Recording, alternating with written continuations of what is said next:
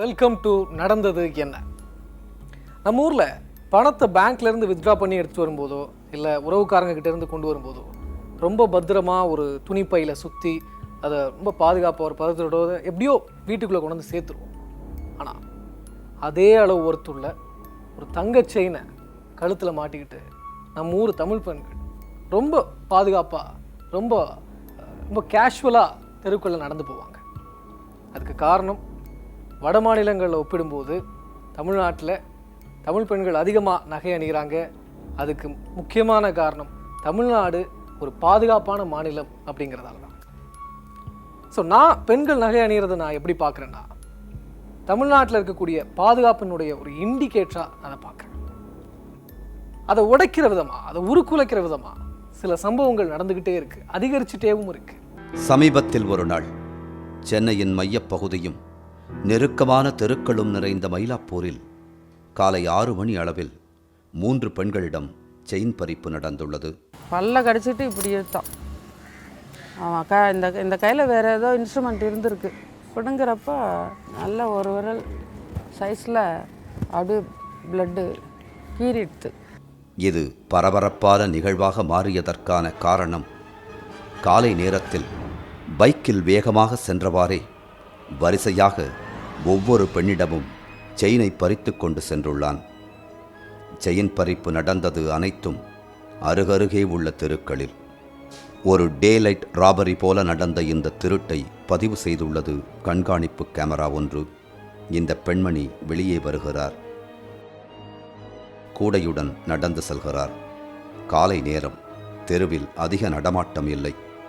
எதிரே சட்டென பைக்கில் வருபவன் கண நேரத்தில் லாவகமாக செயினை பறித்துச் செல்கிறான்.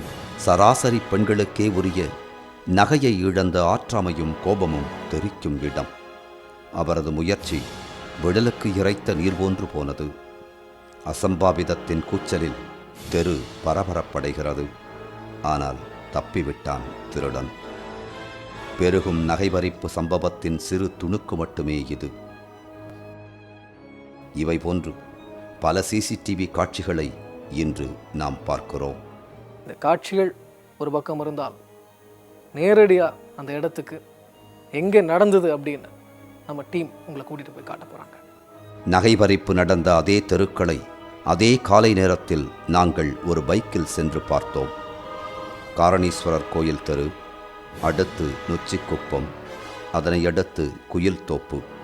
இந்த 3 தெருக்களில் நகையை பறித்துள்ளான். நகை பறிப்பு நடந்த நேரத்தில் இந்த தெருக்கள் இப்படித்தான் இருந்திருக்க வேண்டும். பெண்கள் காலை நேர வேலைக்கு செல்வதும், கடைகண்ணிகள் திறப்பதும், வயதானவர்கள் ஆங்காங்கே நடந்து செல்வதுமாக உள்ளது. காலை நேர தேவைக்கான பொருட்களை வாங்கச் செல்பவர்கள் பேப்பர் போடும் பையன் என்று சென்னை விழித்தெழத் தொடங்குகிறது. சத்தம் எழுப்பினால் திருடனை மடக்கி பிடிக்க சாத்தியமிருக்கலாம். அதை தாண்டி அச்சமின்றி நகைபறிப்பு நடந்துள்ளது. பெரும்பாலும் அதிகாலையில் செயின் பறிப்பு நடக்கிறது, அல்லது மதியம் யாருமற்ற சாலையில் நடக்கிறது.